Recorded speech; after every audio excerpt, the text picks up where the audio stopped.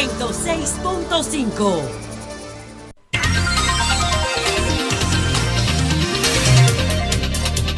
Buenos días, buenos días. Son las 6:57 minutos. Buenos días, dominicanos, dominicanas. Julio Martínez Pozo, los comentarios de los temas más importantes en el programa de mayor influencia de la radio y la televisión nacionales. En este martes 9 de febrero, año 2021, buenos días a todo el equipo del Sol de la Mañana, toda la audiencia de Sol, la teleaudiencia de Telefuturo Canal 23, las personas que dan seguimiento a nuestros contenidos a través de las redes sociales. Buenos días a todos y a todas. Entonces, vamos a referir los temas que tenemos pautado para el día de hoy. España podría sacrificar igualdad de género por libre determinación de género o de sexo, ¿no? También la pretensión de que se rebajen los combustibles en República Dominicana en momento de subida mundial es totalmente absurda. Y las perspectivas de la inflación para este año, hay que hablar de esto, no con ánimo de sobresaltar las cosas, pero sí alertando y preparando a la población que lamentablemente el gobierno no lo está haciendo. Y entonces eso no es bueno, porque si la gente no tiene una lectura apropiada de lo que está pasando, cualquier demagogo, cualquier gente que se sienta en un mueble o en un patio y graba una cosa por las redes, dice cualquier cosa sobre las situaciones que se presentan. Y bueno, mucha gente lamentablemente se guía de ese tipo de cosas que no siempre están bien orientadas, bien sopesadas. Entonces, señores, miren, bueno, hacer llegar nuestras condolencias a la familia de el arquitecto, pero además ensayista, novelista, don Manuel Salvador Gautier, Doy Gautier, que fue Premio Nacional de Literatura en el año 2018 y su obra tiene varios premios nacionales, el Premio Manuel de Jesús Galván, otros grandes reconocimientos. Tiene la obra de Manuel Salvador Gautier, Doy Gautier, que murió recientemente, ya digamos a una edad sobre los 90 años, es decir, una vida satisfactoria, productiva, muy interesante. Así es que nuestras condolencias a la familia de este distinguido escritor y profesional de la arquitectura dominicana, don Manuel Salvador Gautier. Entonces, bueno, también vi que una comisión de los juristas que están trabajando el tema del Código Penal, se reunieron con el consultor jurídico del Poder Ejecutivo. El consultor jurídico del Poder Ejecutivo, Antoliano Peralta, recibió la visita de los miembros de la Comisión de Juristas que estudia el proyecto del Código Penal con el objetivo de presentar avances y unificar criterios. Durante la visita, Peralta y la comisión de juristas abordaron la necesidad de una revisión integral del documento, así como el deseo de que el proceso sea tan presto y oportuno como sea posible, en razón del largo tiempo que ha transcurrido sin que se haya aprobado la pieza. Los juristas fueron recibidos en el Palacio Nacional por el consultor jurídico del Poder Ejecutivo ante Eliana Peralta y el subconsultor Pedro Montilla el pasado 3 de febrero. Peralta agradeció a los juristas por el desinteresado esfuerzo que realizan, al tiempo que resaltó el interés del gobierno en integrar nuevos actores al debate normativo y deliberación democrática de los criterios jurídicos contemporáneos. En la actualidad, el referido proyecto de ley está siendo objeto de revisión por parte de la Cámara de Diputados. Para apoyar la labor de dicho órgano, el Poder Ejecutivo había prometido el pasado 9 de diciembre la conformación de una comisión de juristas especializados en el área. Con esa medida se procura garantizar que la pieza normativa a ser aprobada sea una conforme a los criterios contemporáneos del derecho penal y con herramientas adecuadas para lidiar con las realidades sociales de la nación. La comisión de juristas está integrada por Pedro Balbuena, Feli Tena de Sosa, Génesis Bello Taveras, Eduardo Núñez, Liliana Pavón Lugo, Yudelka Polanco Santos y Jorge López Hilario, quien es el coordinador de la comisión.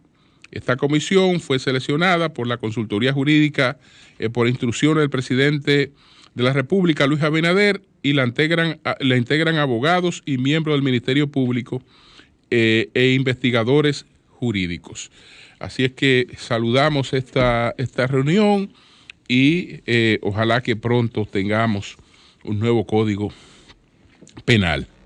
Entonces, señores, miren, entre otros temas, ya sabemos que las elecciones en Ecuador, pues en primer lugar está el señor Andrés Arauz con un 32,39%, que el señor Arauz entonces el día 11 de abril va a una segunda vuelta con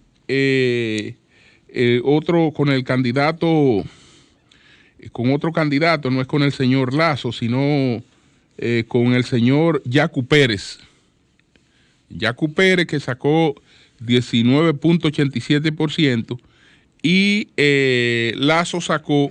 Guillermo Lasso, 19,60%. Todavía hay una discusión entre Lasso y Yacu Pérez, pero esto es con el 98% ya de los votos computados. Difícilmente esa diferencia tan ligera entre Yacu Pérez y Guillermo Lasso pues varíe. Es decir, prácticamente ellos empataron, pero es Yacu Pérez el que iría a una segunda ronda de votación con Andrés Arauz, que va realmente un tanto despejado con las posibilidades de ganar estas elecciones en el Ecuador, el candidato que se vincula a Rafael Correa. Entonces, señores, eso es lo que tiene que ver con esos temas. Pero yo quiero empezar por un debate que en estos momentos tiene mucha vigencia en España. España no está trabajando una vacuna contra el coronavirus. En España apenas 28 sectores se mantuvieron en pie después del colapso de la economía con la crisis creada por el coronavirus. En España ahora hubo unos especiales del sector textil vendiendo la mercancía de invierno, y eso es lo que prepara a los comerciantes para hacer los pedidos primavera-verano. pero más del 50% de los negocios, de las tiendas, de los comerciantes textileros, están en una situación tan difícil que las ventas de este invierno no le permiten reponer la mercancía de la primavera, verano. Y si no tienen algún tipo de auxilio, lo que les toca es cerrar las puertas. Es decir, que ese país tiene una crisis sanitaria y una agudización de su crisis económica, y no hay una clase política que esté debatiendo estos temas y planteando soluciones a estos temas. ¿Qué caracteriza el debate en España en estos momentos? Una polémica por una ley de protección a los transexuales, que tienen todos sus derechos protegidos en España. No es que falten derechos de los transexuales que no estén protegidos en España, están debidamente protegidos los derechos de los transexuales en España. Pero a la ministra de Igualdad Social, a la ministra de Igualdad, que es la señora Irene Montero, pues una partidaria de una teoría que se llama la teoría CARE, entonces se ha puesto a la cabeza de una iniciativa que el propio gobierno es el primero que la contradice. Porque por una parte está esta ministra a la cabeza de esa iniciativa y por otra parte está la vicepresidenta, una de las primeras vicepresidentas, contra esa iniciativa. La vicepresidenta es feminista y esta señora, yo no sé qué es lo que es, la ministra de Igualdad. Entonces, el caso es que es un debate entre izquierdas o entre supuestas izquierdas. Fíjense por lo que a veces las izquierdas han avanzado muy poco, porque el debate tiene que ver poco con lo que ocurre en ese país, Vamos a verificar ahí cuántos habitantes tiene España para que me den el dato preciso de cuántos habitantes tiene España en estos momentos, que hace tiempo que tienen que andar por los 45, cerca de los 50 millones de habitantes. Vamos a ver. Pero, ¿qué pasa? Que mientras la mayoría de los habitantes, la inmensa mayoría de los habitantes, tiene problemas que no tienen que ver nada con este debate, los trans son aproximadamente unos 50,000 en España. Son unos 50,000. Entonces, ¿qué pasa? Que las líderes feministas consideran que lo que se está buscando en España sería el peor daño que se le pudiera hacer a los avances que se han logrado en la lucha contra los abusos machistas y además en la lucha por la igualdad de género, porque se supone que como la igualdad de género nos abarca a todos, cuando nos concentramos en ella, estamos protegiendo los intereses de todos, sobre todo en los intereses de las mujeres que lamentablemente han estado mucho más rezagadas porque los cambios siempre se van dando de manera paulatina. Y cuando se hicieron las revoluciones que plantearon que proclamaron la igualdad entre los hombres. Me refiero a la Revolución Francesa, me refiero a la Declaración de Independencia de los Estados Unidos. Esos dos grandes acontecimientos que marcan un hito de avance importante en el reconocimiento de la igualdad de los individuos.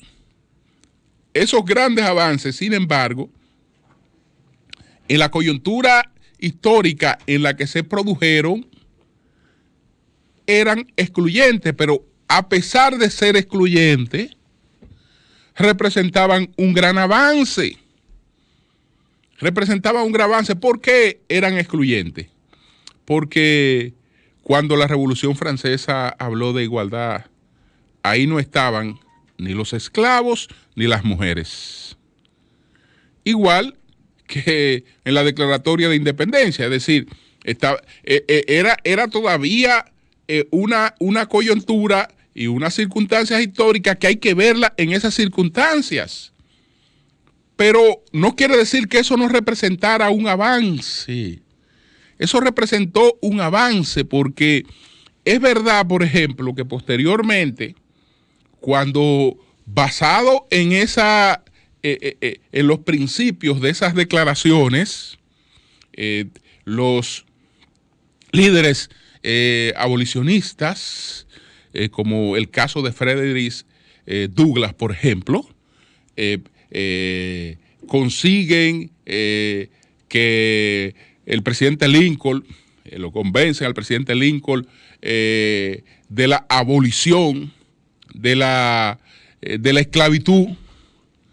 La abolición de la esclavitud no resolvió los problemas de la discriminación racial, pero ya sin esclavitud, cuando nos llega el momento con Martin Luther King de reclamar, y con Rosa Parks, de reclamar igualdad de género, cuando Martin Luther King describe su sueño y quiere que sus hijos vivan en un país en que no se haga distinción de ellos por el color de su piel, sino por las características de su personalidad. Cuando él plantea eso, si bien es cierto que él se está refiriendo todavía a situaciones que hay que superar, si nos comparamos con el pasado, diríamos que ya íbamos en coche, porque ya la situación en la que te esperaba la muerte esclavizado, en la que tenías que obedecer a un amo sin que tú recibieras prácticamente una remuneración por eso, y él tenía todos los derechos sobre ti, ya esa etapa se había superado. Ya en la etapa que estamos es en la etapa en que yo quiero los mismos derechos, que el mismo trato.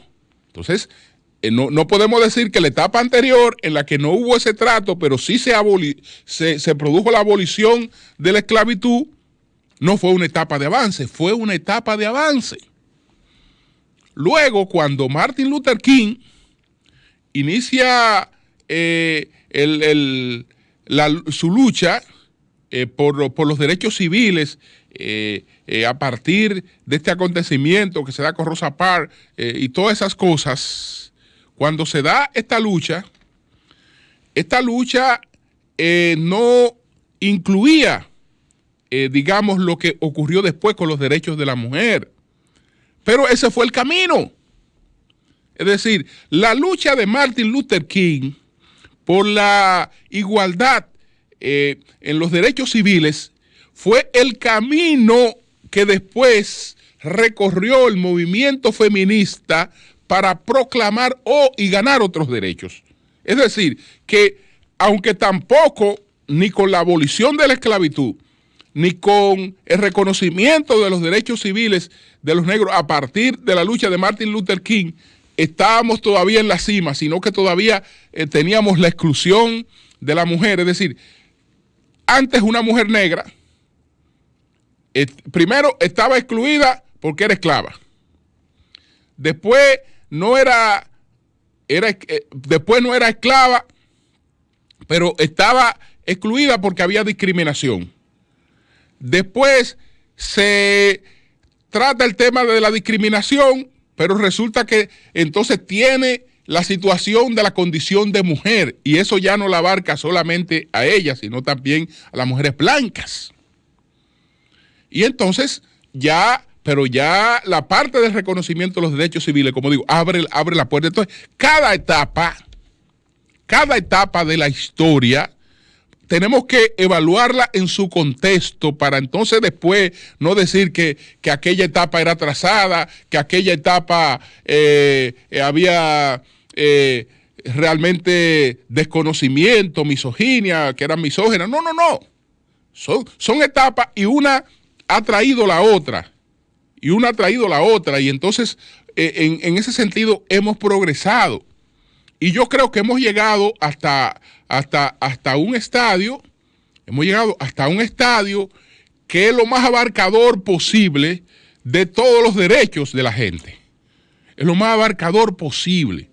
Por ejemplo, en España, donde este tema ha avanzado bastante en la cultura.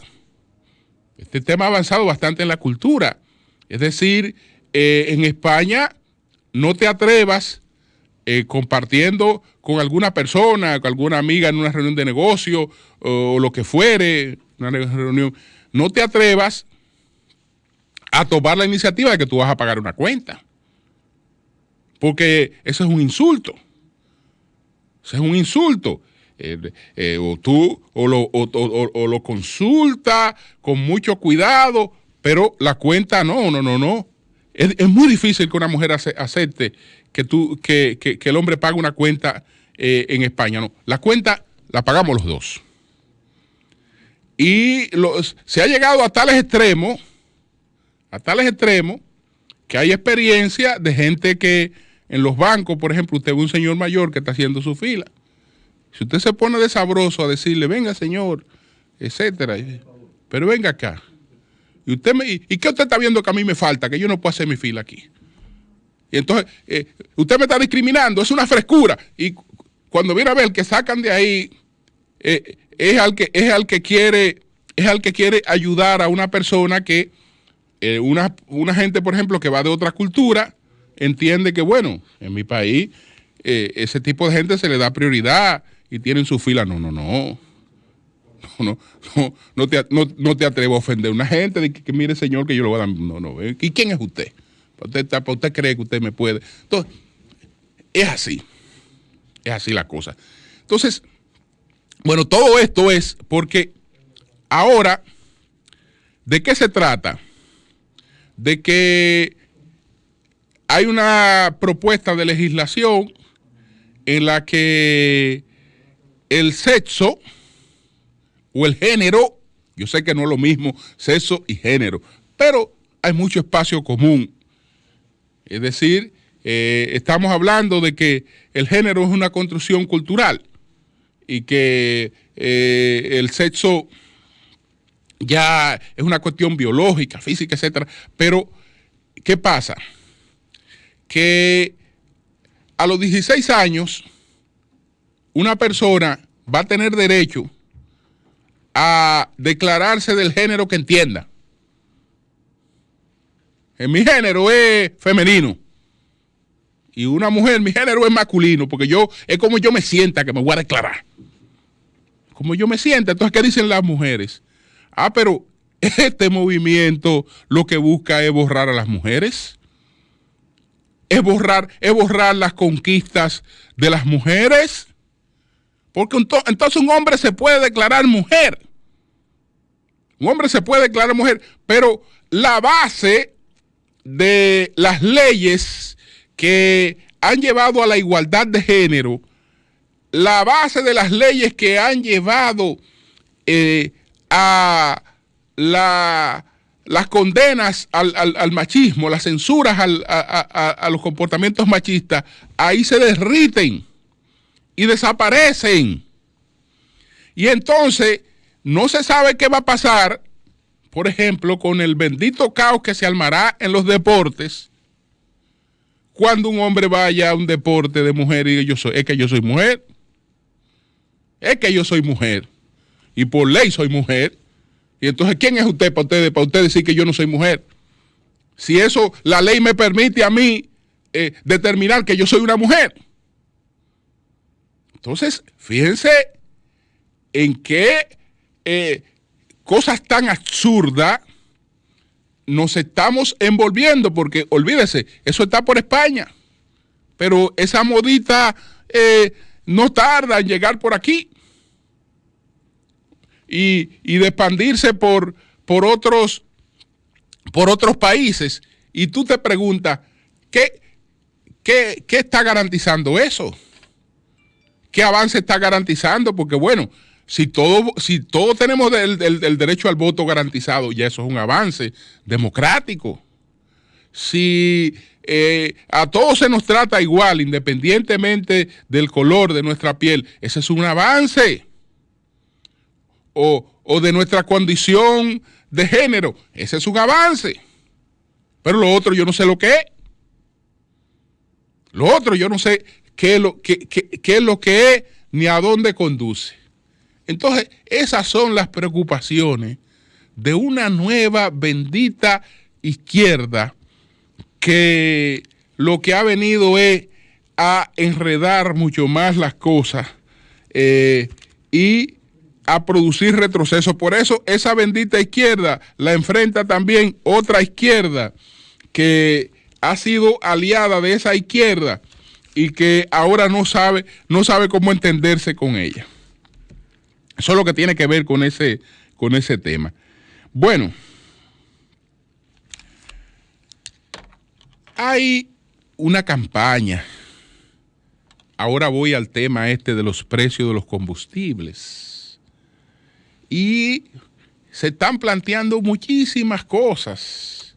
Ayer veía unas declaraciones que dio José Ignacio Espaillat, que fue presidente de Anadegas. Este caballero está planteando que hay que bajarle 40 o 60 pesos a los combustibles para estimular la economía. Y por otra parte, como el actual ministro Ito Bisonó, en una etapa, pues produjo un mensaje sobre el tema de los combustibles, pues hay quienes han entendido que hay que tomar eso como base para plantear ahora que hay que rebajar los combustibles. La pregunta es, tenemos la cabeza donde va.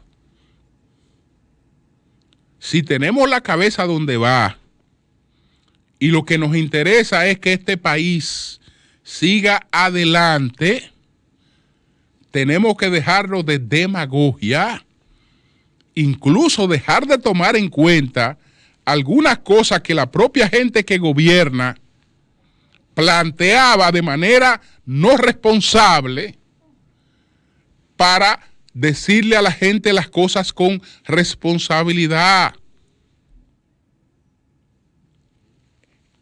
Hay que estar con el juicio extraviado para hablar de rebaja de los combustibles en un momento en que los precios internacionales de los combustibles van hacia el alza.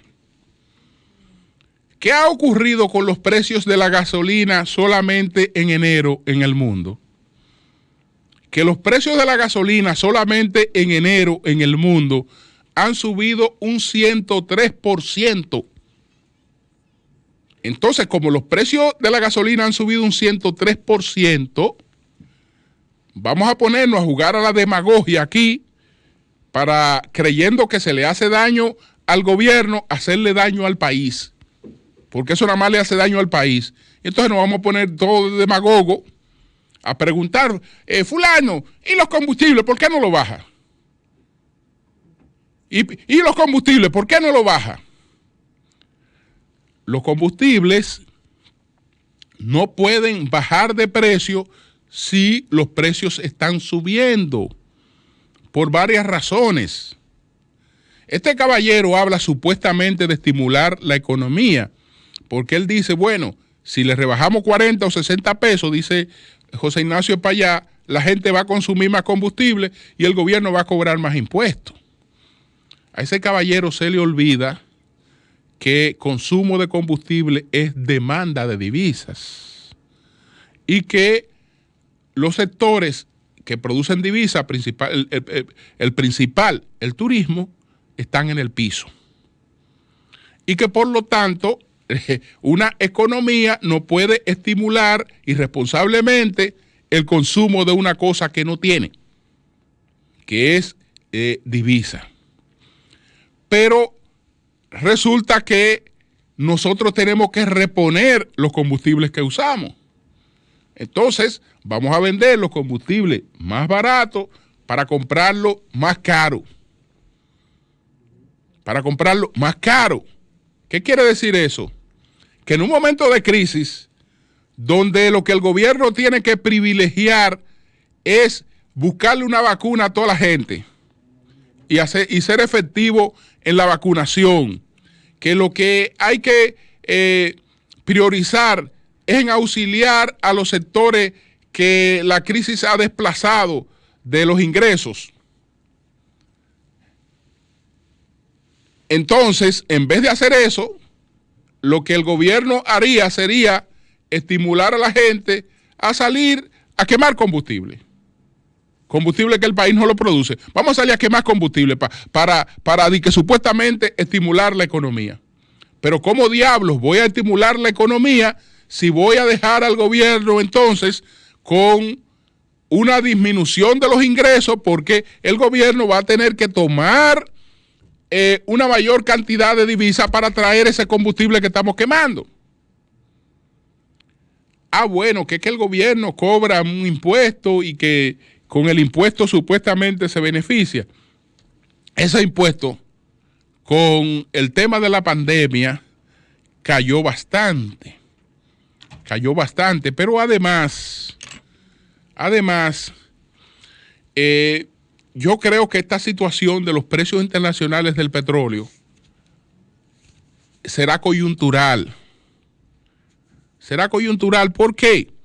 Porque los productores de petróleo saben que hoy no están solos. Hoy los combustibles fósiles posiblemente se están moviendo en una etapa en que sí se van más allá de los precios que pueden ser tolerados, entonces se le están abriendo paso a la nueva revolución industrial que dice Jeremy Rifkin, que es una revolución post combustibles fósiles.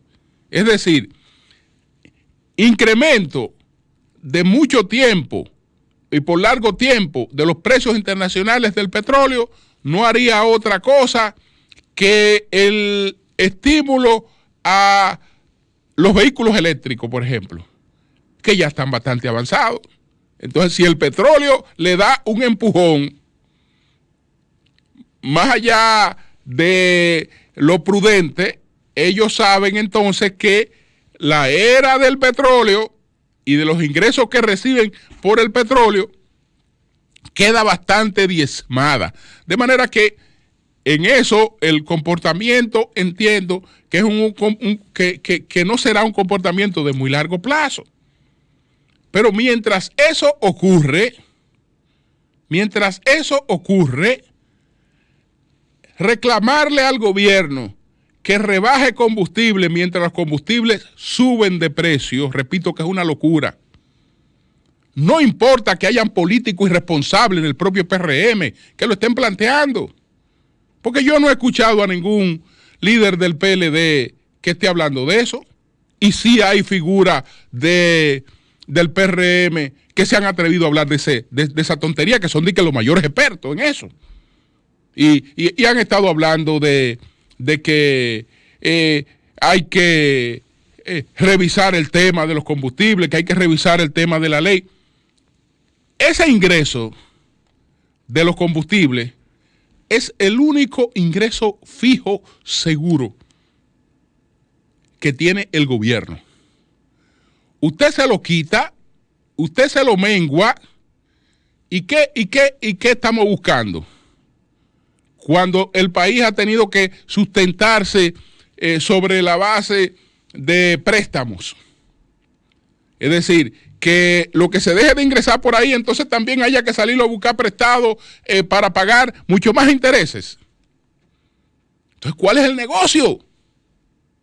¿Cuál es el negocio? Naturalmente, el primero que tiene que explicarle a este país que hay una crisis es el gobierno.